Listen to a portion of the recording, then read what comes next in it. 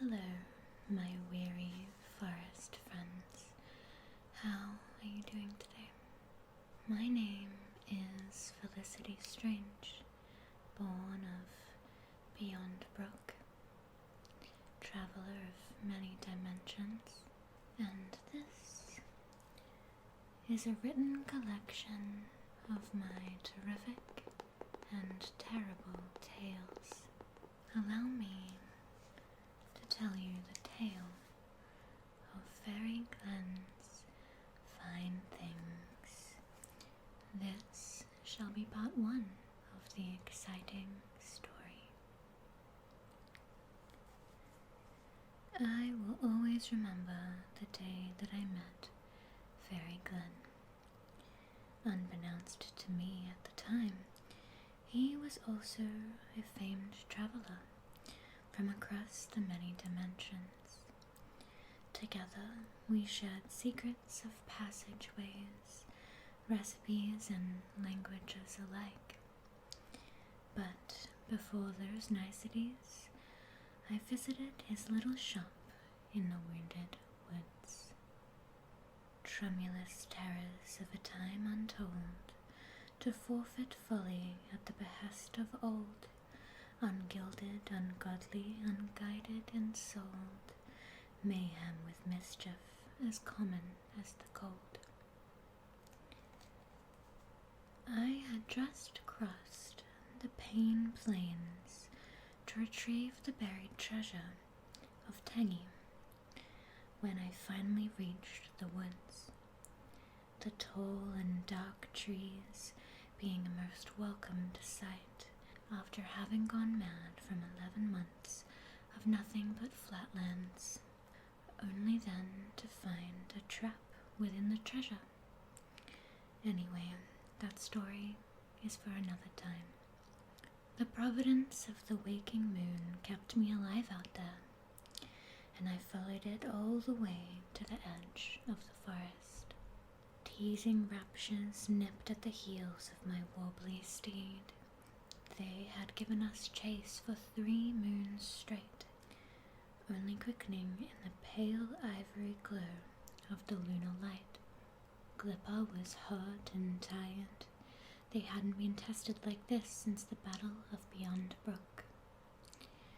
The teasing raptures are horrible creatures, and as mystical as they are evil, they appear only in the Pain Plains, and only after your mind has fully succumbed to the desperate and empty effects of the land.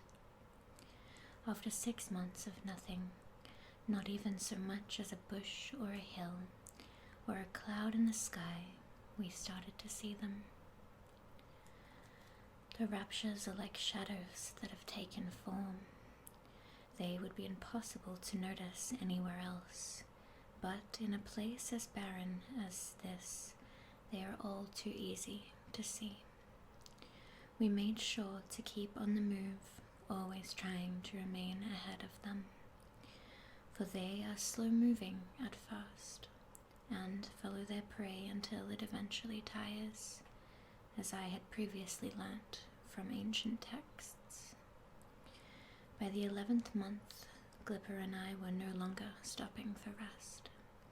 The raptures were at a full sprint behind us, testing the famed abilities of a pure-born limb bolster in Glipper. Unfortunately, we misjudged the amount of distance between us and the raptures. For in the night previous, Glipper was attacked and bled heavily from their back foot. We rushed away immediately, as I was awoken by that piercing hell scream of my friend in danger. The limb bolsters are unmatched in their speed and coordination, but with Glipper's injury and the amount of momentum gathered by the raptures, we were most certainly in trouble. Their shadows as sharp as ever, we entrusted the moon as our guide, and it delivered us to the Wounded Woods as we passed beyond our mortal physical limits. It had been so long since we'd seen anything other than flat ground and smoky creatures of the void. Now, finally being out of the reach from those teasing raptures, both Glipper and I collapsed under a great glum tree. The sight of those tall trees made me feel sick, almost like a phobia or vertigo. We essentially went from a two-dimensional plane into a three-dimensional world. Holding in the small amount of food still sitting in my stomach, I hadn't failed to immediately notice the unmistakable species of this wonderful obsidian-barked tree. I dragged myself back up and crafted a recovery potion out of its blood-red sap. I won't be noting the highly sought-after recipe here, but I will add that all it takes for a full restoration of body and mind is a nickel-sized dab behind the left ear. Now, already healthy and healed, Glipper and I made for the center of the Wounded Woods. Not being known for its safety, but ultimately these trees would be a much preferred option to the desolate plains behind us.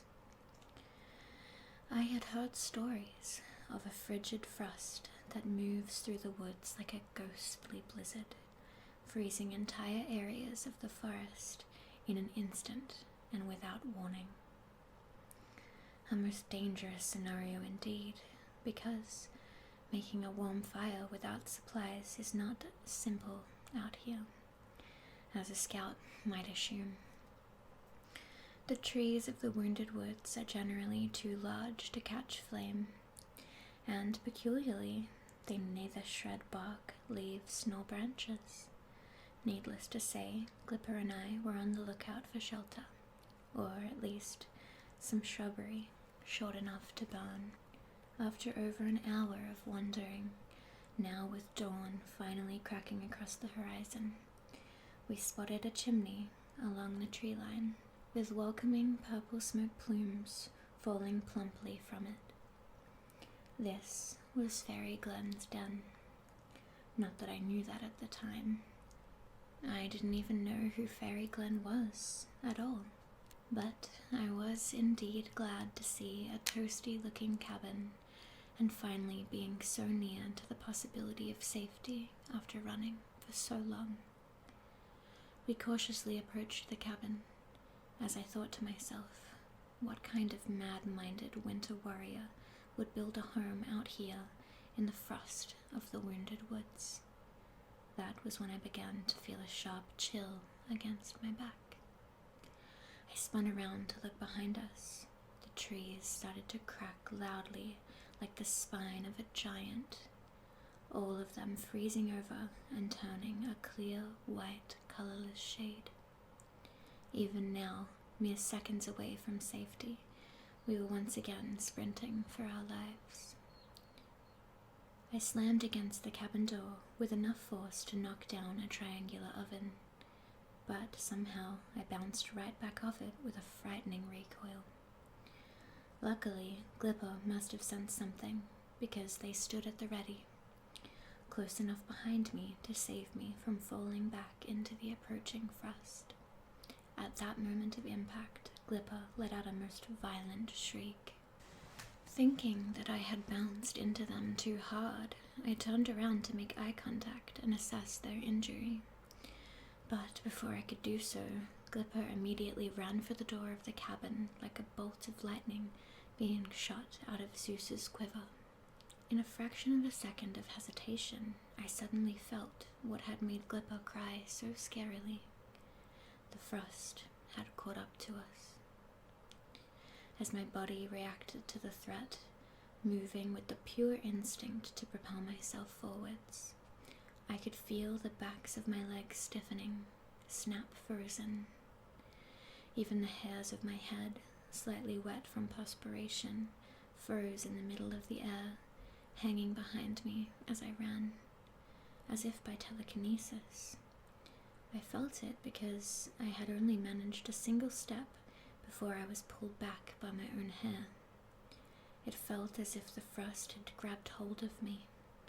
The very particles of the air itself were becoming thicker and chilling over.